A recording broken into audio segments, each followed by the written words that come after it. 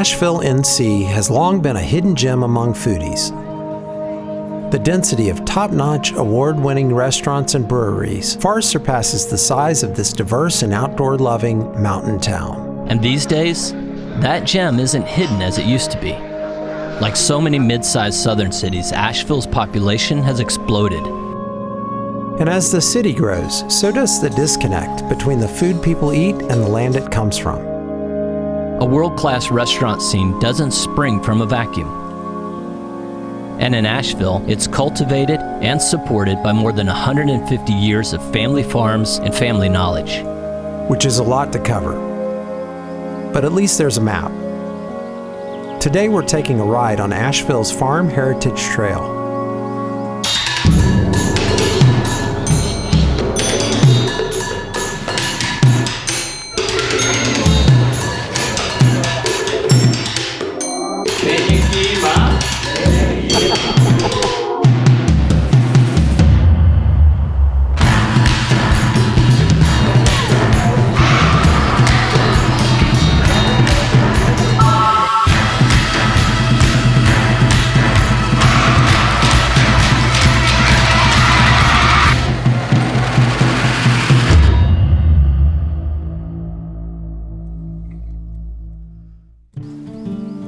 The Farm Heritage Trail is a scenic driving route through the rural parts of Asheville's Buncombe County. The route collects a patchwork of family farms, conserved farms, and organizations all trying to preserve the land and knowledge that makes Asheville, Asheville. Through farm stops, it encourages locals and tourists alike to get out of the city and connect to the land that supports it. Today we're also traveling with our friend Dave Dibenidetto, editor-in-chief of a publication that certainly knows the land, Garden and Gun Magazine. Our first farm stop is only about 20 minutes from downtown and functions as a demonstration and education property for the Southern Appalachian Highland Conservancy. From land conservation and access to water restoration and even a farmer incubator, they do a lot of different things. We met with their community farm coordinator, Chris Link. How much of this do you guys occupy? The community farm where we are is 140 contiguous acres. It's just one farm and one piece of a much larger web of conserved farmland. And that's both with easements, so farmers owning their land and we hold an easement, so it won't be developed is the short of that. And then we also hold multiple other pieces of farmland in western North Carolina and eastern Tennessee. Yeah, y'all are not managing everything. You're collaborating with the people that actually do it. So talk a little bit about that model. This is a very specific project here in terms of the farmer incubator program. And so this site has turned into more of a demonstration property as well as a property that is well suited for farmers to access land. So this is an example of a farm family who wanted to see this property stay as farmland, wanted to see it as a resource for the community, and also wanted to show how to manage land well and show that to others. I mean, everything's bespoke. It really is. There's the individual farmer, there's the individual plants, there's the individual, these lands that you guys are managing. It's a quilt of different efforts that produce something that then spills out into this food scene of Asheville. It's naturally the antithesis of monoculture. Dave, how do you know about all this stuff? So I'm listening to you talking. No, I'm a garden geek. I love it. I mean, even in my backyard, I've got a pollinator pocket with milkweed, salvia for the hummingbirds. I just, to me, a lot of what we write about springs from the land. Trying to teach my kids that, you know, we can contribute, right? Even a little patch of land can help. And terms like climate change are big on people's minds, and so when we're talking about what you just said, which is basically diversity, diversity leading to resiliency, and resiliency, you know, having redundant type systems built into it, that'll be what help us through these times that aren't as consistent maybe. So this was historically a pasture where we harvested hay, and what we've been able to do out here with a little bit of equipment, we have cut in and dug swales along the contour lines. The purpose of that is to slow water, to catch water, to let it infiltrate and get into the ground. We've also planted a lot of trees out here. We're not going to have 4,000 tulip poplars. We're gonna have fruiting trees, we're gonna have nitrogen fixing trees, we're gonna have nut production. We really have a long vision. It's like, this isn't gonna come to fruition or be fully realized maybe for another 30 years, 40 years, you really see it. But through these management practices, we hope to create diversity and tons of production off this small piece of land that's fairly sustainable. Asheville folks get it.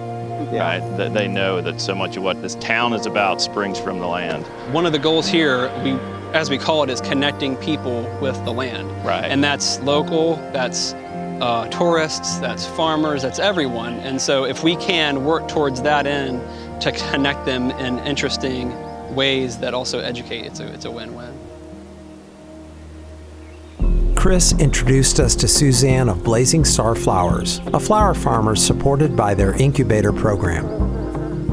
This has got to be your busiest season, right? Is this It wedding, is. graduation? It is. It's Father's sort of Day, Mother's Day. execution, and then also, preparing for the season ahead and trying to get everything planted. And how big is your property? How much are you working? This is just about a half an acre that I'm growing on quite intensively. So my project is just a little world within a much, larger world of the farm here. It's a pretty gorgeous world. Yeah, good place to be. As we walk out to her fields, she explains why the incubator program is so important for new and experienced farmers alike. It's a tremendous asset with all the challenges of starting a new small business to be able to begin with having a hoop house like this structure or having a walk-in cooler, and just out of the gate to have those things allowed me to focus on my business.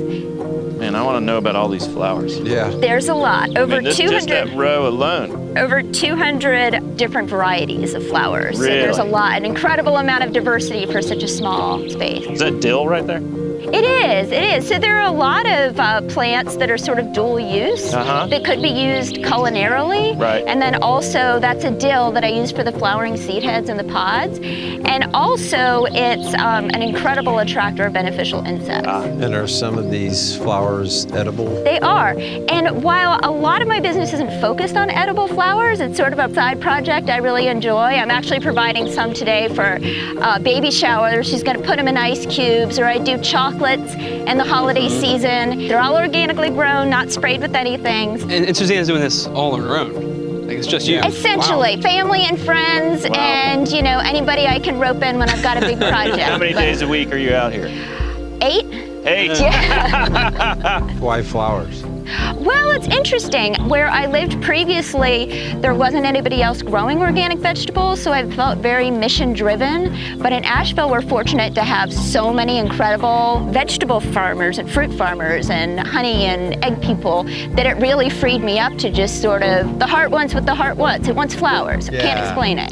That's awesome. I love that. Why is this place a great place to do what it is that you're doing? Just compared to some other places that I've lived, I feel like Asheville just has a tremendous amount of support for small farms. There are a lot of people doing it, but there's also a lot of demand. So your average visitor comes into town and eats this amazing meal.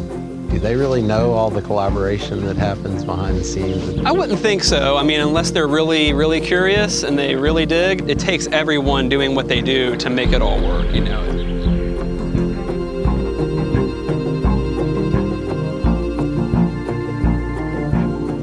This hoop house is the center of the action for a lot of this season. I start everything from seed and transplant it out. We've actually got some eucalyptus growing in the center. Is this here? Yeah, it can be very vigorous. Last year it was about 16 feet tall. We don't have that many koala bears. I was going to say. I know. The hoop house is very helpful for sort of mitigating some of the swings of climate change in terms of, the extreme weather spikes. I always compare it to like museum quality. Everything's just like a little bit more perfect, pristine. It doesn't show the wear of the harsh world. It seems kind of complicated. You have to think about the business of it. You have to think about the science of it. How hard is that to be able to juggle? And I think what keeps it interesting year after year is the complexity. And, there's the wonderful cycle of gardening and farming where there's always next year. That's one of the things that makes it a really engaging career, like a year after year or over a lifetime. Are you good with math? I'm good with spreadsheets. There you go. Chris took us on quite a hike as we headed down the hill to see the water restoration project on this property. Chris, tell us a little bit about, kind of where are we at on the property right now? We're within the stream restoration project. 26 acres of restored stream bank that we finished up in 2013. What exactly are you guys trying to do? That's a great question. So when we acquired the property, it had been open grazed, so the waterways were used by the cattle for drinking and cooling off. What we had was bare ground all around it, a lot of erosion. In some areas, the stream actually went underground. You couldn't see it at all.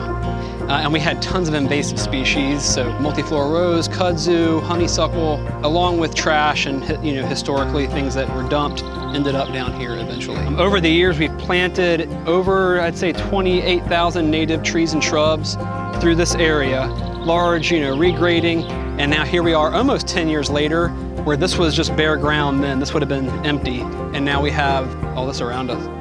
That at the end of the day, all of our sins end up in the French Broad. And that's the case across the country. So we are a headwater for the French Broad. We have 2 springs in this property. This is just one property of over 80,000 acres that we've conserved in almost 50 years to improve water quality that, yes, ends up in that French Broad River, which is only under a mile away. What you guys are doing is really thoughtful. Right. And it benefits, these people literally downstream. Mm-hmm. What shows up on your plate, or what wins a James Beard Award or something like that, starts in places like this, where people are actually putting a lot of effort and thought into that. Chris, when you describe Asheville to anyone else, how do you do it in a few words? I think of water when I think of Asheville. And we're at the headwaters of a water that goes on for many, many, many miles from here and contributes to other communities and feeds a lot of other land. To me, what I think about a lot is passion, right? The passion that Ashevilleans have for not only this place, but for creativity and the bigger picture, right? You're doing what you love, but you're doing a service to a bigger and better goal out there. I think people care here. Hey, you coined a word right there, Pashville. Asheville. Love it. As a 5th-generation farmer, Anthony Cole is not only passionate, he understands the concept of downstream. His former family tobacco farm, Jasper Wood, has been diversifying since the 80s in order to add Fraser firs and no-till organic pumpkins, squash, and more.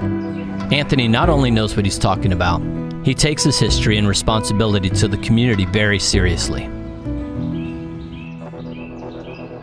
If you did look north, from this way, you're looking out across the French Broad Basin. And the Haywood County line would be that way. And as you come out of it, there's valleys that come up into ridge lines, closed box valleys. And so when I grew up here, it was true Appalachian mountain people. My father grew up in this house. It's my grandfather's grandparents' house. They didn't get electricity until 1935. And going to Asheville was a full day. It was like out of the old westerns with the wagons. And farms at that time, even when I was growing up, primarily they were what would be categorized today as pretty much subsistence farms. My mother would can 300 quarts of beans a year. You put up corn, you did hogs. It's not that you didn't buy grocery store stuff, but you didn't buy a lot of grocery store stuff, salt, sugar, coffee, those kind of things. Was it truly a single horse farm? Yeah. We had a perching work mare named Sue. Everybody had a third of an acre of tobacco. That was what you paid the taxes with and that stuff. Everybody, every year. That was the money crop. How old's this barn? Okay, this is a great story. My father was born, in the one-room, half-loft log cabin, like the Abraham Lincoln types, in 25. So they came down here in 27. And when he was 10 years old, the logs in that log barn, he drug out with Pearl, the horse of the time. As a 10-year-old? Yeah. So most of the time he's barefooted not because he didn't have shoes, but because he could stand on the logs. Wow. And he'd bring 2 out at a time, and he could stand on the logs while Pearl would bring them out. Buncombe County has a stellar farmland preservation program. So there's an awareness in Buncombe County that doesn't exist in other places. This is a highly productive soil here. It goes into the bottoms that I've got. Like most of these farms will have an area of what USDA refers to as prime soils. And USDA understands food security and where we're at as a country. And we can't lose our prime soils. They can't be replaced. It takes thousands of years to evolve to get prime soils. You know, North Carolina, 96% of the farms are still family farms. From a public standpoint going forward, we can't lose our production capacity. But this little small creek is Newfound Creek, and it's designated as an impaired waterway. Well, that occurs further down. Right here where I'm at, it's still high quality water, and I've got a half a mile of this creek. Now, what I do on the farm, production and otherwise, I'm accountable to everybody from right here to the Gulf of Mexico, because this area is in the TVA district. It flows to the Tennessee and then Ohio and then the Mississippi and then into the Gulf of Mexico. But so does the people in the suburbs that there's stormwater coming off of their roof. Where does their gutter go? How much parking area do they have? Do they have paved stone? Do they have impervious surface area? Everybody has a dog in the fight, you know, as the old saying used to be. Food is the same way.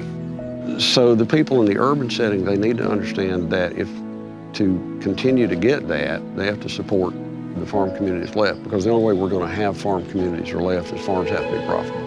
Everybody has to make a little bit of money or nobody makes any. It's what I'm doing here and what the other people that you'll see on the Heritage Trail is really forward looking for the next generations. I've got 3 watersheds, and this little farm right here puts 200,000 gallons of water a day into the French Broad. At some point, that's got to have value.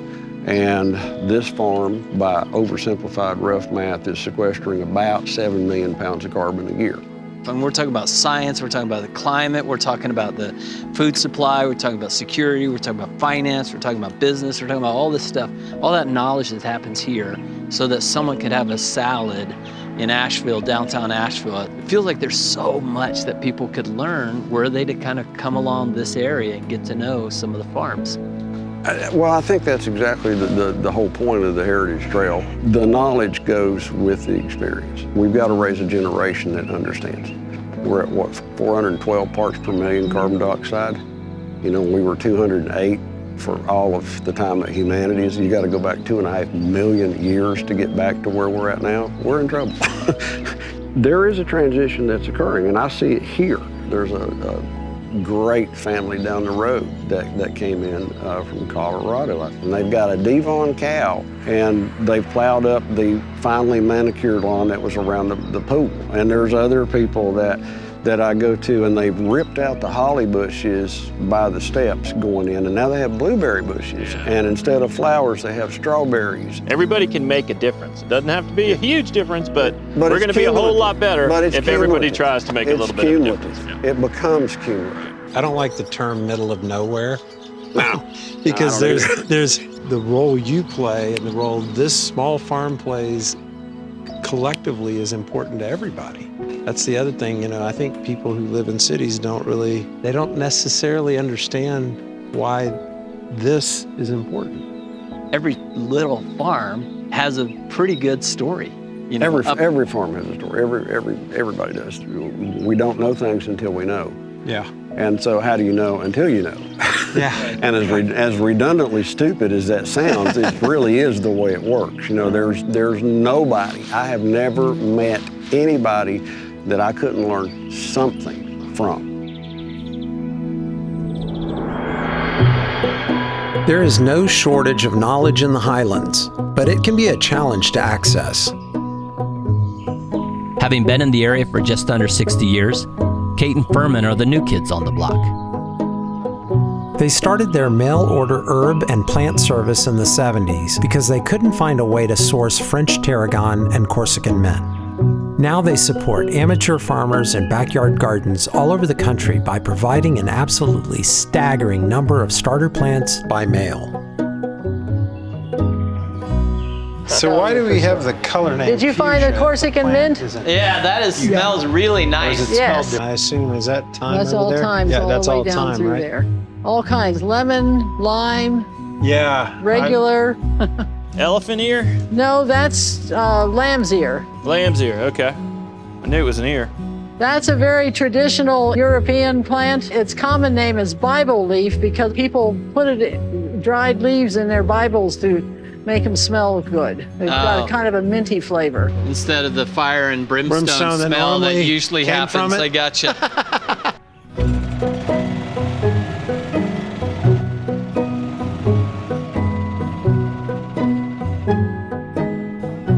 Well, y'all seem to have a few plants in here. Yeah. What is this? Everything I'm interested in. It's our Longwood garden. That's the one I thought looked like a cattail.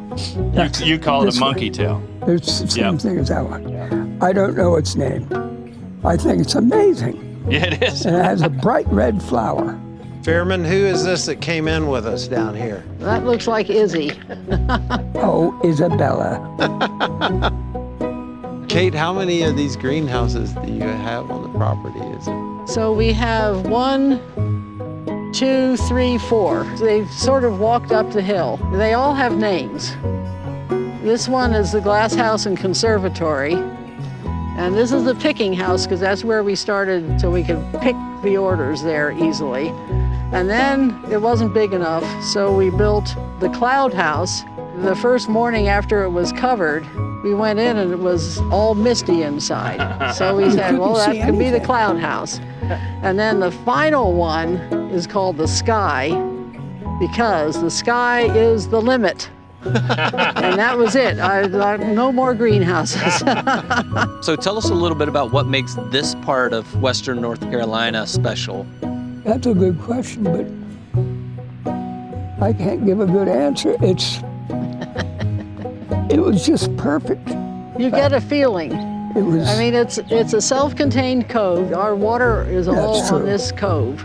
The wildflowers, the animals, the birds. How often do you guys go down the mountain? Well, we can go every day or we can go once a month. Depends on what has to be done. We're producing some joy. People can plant gardens and they know that they are planting even a square foot garden. They're making a contribution to Mother Nature. What I've found in every conversation we've had along this whole trail is that there's a ton of knowledge. You don't get it when you drive by. We've had people from all over the world, and we enjoy immensely getting to know them. Somebody called this afternoon from San Francisco to put in his order. He happens to be completely blind, Wow. but he gets the most interesting plants from smell and texture. That's got to feel so rewarding. It Yeah, does. it To, is. you know, to give that gift to someone. Yeah. Well, we appreciate it. We'll talk a little bit about the fact that how much has things changed since y'all moved down here, because again, we're talking 57-ish years, you say? The roads are paved. Yes, some things I would be more impressed with what stayed the same, and that's the feeling of community. There have been newcomers like us, but the people who have been here for 150 years are still, their progeny are still here, and that community is still here, so that hasn't changed. And to have the conservation, have the movement for conserving land is really important. The Farm Heritage Trail farms are all conserved farms, and it's been a truly wonderful thing. Yeah. I want to thank you guys for the work that you've done for such a long time. You know, Definitely. Congratulations on its growth. Yeah. Well, thank you. Pun intended. Knowledge and community turn out to be the key to the Asheville food scene. So when you sit down to enjoy that award-winning meal, freshly brewed beer, or food truck taco, take a moment to think about how it got there and where it came from. Everyone benefits from a downstream mentality because ultimately everyone is downstream. And no matter how upstream you think you are, it's helpful to remember what Anthony Cole told us. You don't know until you know, and there's nobody out there we can't learn something from.